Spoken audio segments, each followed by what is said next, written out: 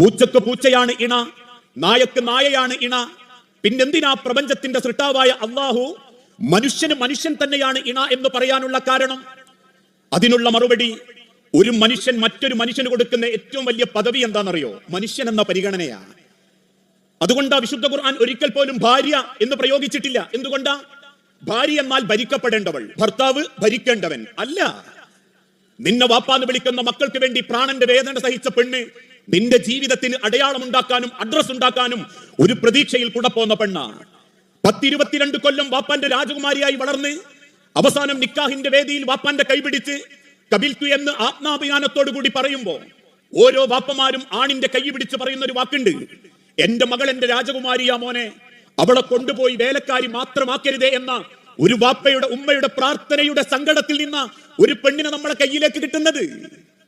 അതുകൊണ്ട് തന്നെ എന്നെ പോലെ അവൾക്ക് ആഗ്രഹങ്ങളുണ്ട്, സ്വപ്നങ്ങളുണ്ട്, അവളും ജീവിതത്തെ പറ്റി വലിയ സങ്കല്പങ്ങളുണ്ട്.